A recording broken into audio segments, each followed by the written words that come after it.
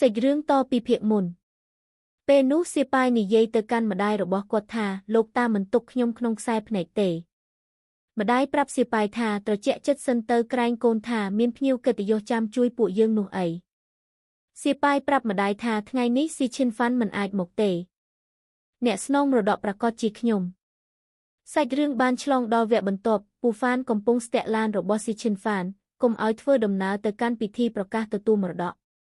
ពូហ្វានបានប្រើយុទ្ធសាស្ត្ររារាំងពួកគេតែត្រូវបានសិស្សច្បងស្រីរបស់ជីវជឿឈ្មោះឈីងយាកចុះមកទប់ទល់ជាមួយពូហ្វានដើម្បីឲ្យស៊ីឈិនហ្វាននិងកូនស្រីបន្តដំណើរទៅកាន់កន្លែងពិធីស្នងមរតកអ្នកទាំងពីរប្រយុទ្ធគ្នាយ៉ាងខ្លាំងបែកភ្លើងសន្ធោសន្ធៅពេញផ្លូវឈីនយាកនាងមិនអាចយកឈ្នះពូហ្វានទេព្រោះយុទ្ធសាស្ត្រនាងខ្សោយពូហ្វានបាននិយាយថាកន្លងមកនាងនឹងលោកគ្រូការពារតែក្មេងចង្រៃម្នាក់នោះសំអាងអីទៅបើខ្ញុំមិនបានធ្វើជាមេដឹកនាំទេខ្ញុំមិនខ្លាចនឹងលះបង់គ្រប់យ៉ាងទេឲ្យនាងឈីងយាកនៅកំដររសពទៅវាល្អជាជាងយល់ទេ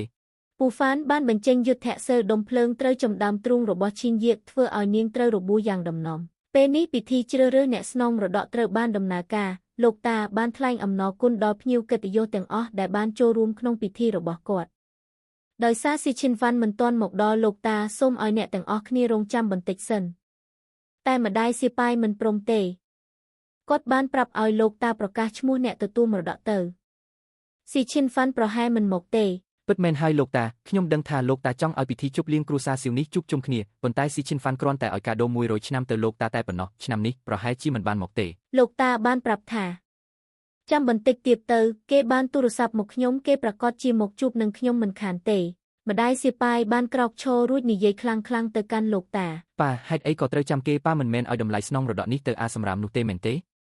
ប៉ាស៊ីវឈិនហ្វាន់ចាប់ពីពេលដែលលោកប៉ាដេញម្ដាយគេទៅឈឺស្លាប់នៅខាងក្រៅរួចហើយគេក៏ប្រឆាំងនឹងប៉ាគ្រប់រឿងគេមិនរៀនសូត្រមិនខ្វល់ពីក្រុមហ៊ុនសំបីតែមួយថ្ងៃបើសិនជាលោកប៉ាប្រគល់តំណែងនេះឲ្យគេស្នងមរតកគឺបានន័យថាគ្រួសារស៊ីវទាំងមូលនេះបោះចូលទៅក្នុងភ្លើងហើយលោកតាប្រាប់ថាកុំអាលឆេវឆាវអ្នកទាំងអស់គ្នាចាំ10នាទីទៀតទៅបើគេមិនមកទេអ្នកស្នងមរតកគឺប្រគល់ឲ្យសៀប៉ាយស៊ីឈិនហ្វាន់និងកូនស្រីក៏បានមកដល់តែសន្តិសុខមិនឲ្យពួកគេចូលឡើយពេលនោះកុមារទេពបានប្រើយុទ្ធសាស្ត្រវាយសន្តិសុខដួលដេកពេញដីរួចនាងប្រាប់ប៉ានាងថាប៉ាប្រញាប់ចូលទៅម៉ោង11:50ទៅហើយនៅសល់10នាទីទៀតកម្មវិធីនឹងចប់ហើយពេលវេលាកំណត់របស់ខ្ញុំក៏បានមកដល់ដែរស៊ីឈិនហ្វាន់បានសន្យាជាមួយជីវជឿថាប៉ាមិនឲ្យកូនស្លាប់ទេរួចក៏បានពោលកូនស្រីចូលទៅក្នុងពិធីពេលកំណត់ក៏បានមកដល់សៀប៉ាយនិយាយដាក់លោកតាថាលោកតាមិនចាំបាច់ចាំទៀតទេកម្មវិធីនៅសល់ប៉ុន្មាននាទីទៀតគឺដល់ហើយគាត់គឺមិនអាចមកបាននោះទេគេមិនអាចមកបានទេកូនអកតញ្ញូបែបនេះមិនចាំបាច់ទៅខ្វល់ពីគេនោះឡើយពិតមែនហើយប៉ាប្រកាសអ្នកស្នងមរតកតែម្ដងទៅកុំឲ្យភ្ញៀវទាំងអស់រងចាំយូរអីដោយការទន្ទឹងរង់ចាំយូរពេកលោកតាក៏សម្រេចចិត្តថានឹងប្រកាសអ្នកស្នងមរតកបន្តខ្ញុំសូមប្រកាសថាអ្នកស្នងមរតកគ្រួសារស៊ីគឺ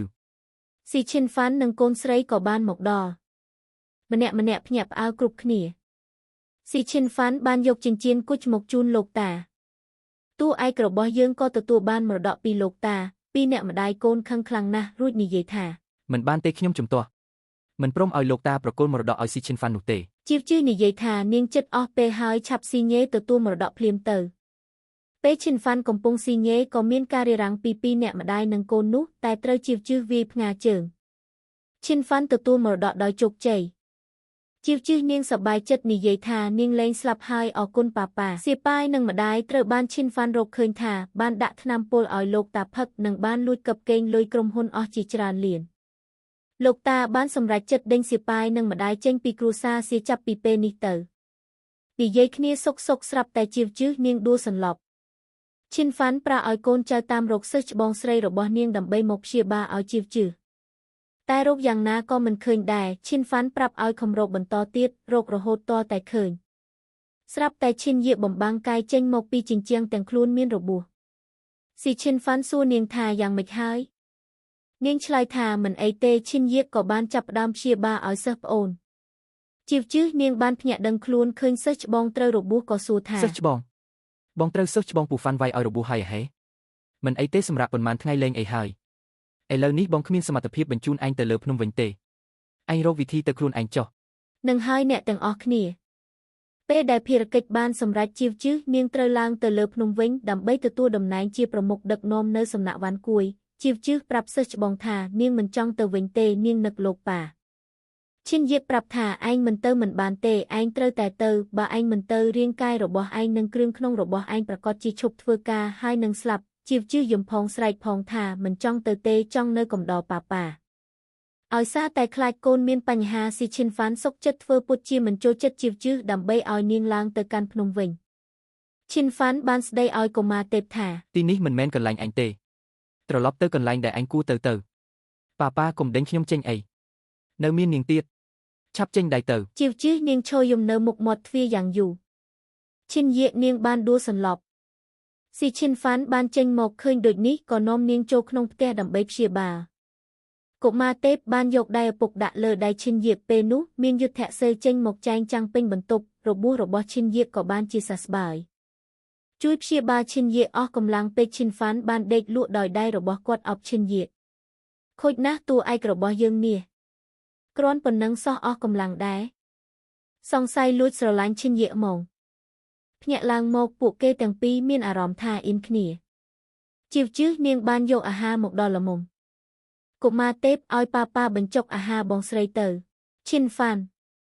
ក៏បានធ្វើតាមជីវជឿអ្នកទាំងពីរមានមនោសញ្ចេតនាកាន់តែជ្រៅទៅហើយប្រហែលមិនបានត្រឡប់ទៅភ្នំវិញទេមើលទៅសាច់រឿងបានឆ្លងមកវគ្គបន្ទាប់ជីវជឿបានមកជួបសិស្សច្បងរបស់នាងម្នាក់ទៀតដែលមានឈ្មោះថាហុងជៀនដើម្បីសុំខ្សែក្រហមឲ្យទៅឈិនហ្វាននិងឈិនយៀដើម្បីភ្ជាប់ចំណងស្នេហ៍តែហុងជៀននាងមកព្រមឲ្យទេនាងប្រាប់ជីវជឿថានេះជាអំពើខុសច្បាប់វាមិនត្រឹមត្រូវជីវជឿបានអោបផងលួងផងពេលសិស្សច្បងនាងភ្លេចខ្លួននាងក៏លួចយកខ្សែអំបោះក្រហមនោះបានស្អែកឡើងឈិនយៀនិងឈិនហ្វានកំពុងអង្គុយញ៉ាំអាហារបណ្ដាចូលជែកគ្នាបណ្ដាស្រាប់តែជីវជឿយកអំបោះក្រហមទៅចងជើងពួកគេជីវជឿក្រែងខ្ញុំមិនឲ្យឯងអីយ៉ាកុំខឹងអីខ្ញុំគ្រាន់តែចង់ឲ្យពួកយើងបាននៅយូរបន្តិចទៀតសិស្សច្បងក្រែងនៅលើភ្នំបងក៏មិនសប្បាយចិត្តដែរតាមែនទេអ្នកទាំង3បង្កើតបានជាគ្រួសារមួយដ៏កក់ក្ដៅសើចយ៉ាងសប្បាយស្រាប់តែពេលនោះពូហ្វានក៏ផុសចេញមកធ្វើឲ្យគេផ្អើលគ្រប់គ្នាពូហ្វាននិយាយថាពិតជាគ្រួសារកក់ក្ដៅមែនពួកលោកបំផ្លាញក្តីស្រមៃរបស់ខ្ញុំធ្វើឲ្យខ្ញុំខ្លាចជាបិសាចសូម្បីតែដំណាក់វ៉ាន់គួយក៏ទៅវិញមិនបានពេលនេះខ្ញុំមិនដូចមនុស្សខ្មោចមិនដូចខ្មោចខ្ញុំស្អប់ពួកលោកណាស់ត្រូវឲ្យពួកលោកចុះនរកហ៊ានប៉ះពាល់ស៊ីវឈិនហ្វាននិងប្រពន្ធកូនយើងផងហេស្លាប់ទៅពេលនេះតួឯករបស់យើងមានយុទ្ធសិលហើយអ្នកទាំងអស់គ្នាគេទាំង3នាក់បានរួមដៃគ្នាកំចាត់ពូហ្វានបានសម្រេចរហូតដល់ពូហ្វានរលាយខ្លួនបាត់ទៅលោកគ្រូរបស់ឈិនយៀនិងជីវជឿបានមកនាំពួកនាងឲ្យទៅទទួលទោសព្រោះថានាងប្រព្រឹត្តខុសច្បាប់នៅលើភ្នំតែនាងប្រាប់លោកគ្រូថាពួកនាងមិនទៅវិញទេនាងសុំរស់នៅទីនេះជាមួយឈិនហ្វានដោយមើលឃើញអំពើល្អរបស់អ្នកទាំង3និងនិស្ស័យពីអតីតជាតិលោកគ្រូក៏បានបំពេញបំណងអ្នកទាំង3ឲ្យរស់នៅជុំគ្នាយ៉ាងរីករាយចាប់ពីពេលនេះទៅរឿងនេះចប់ត្រឹមនេះឯងសូមអរគុណសម្រាប់ការតាមដានទស្សនា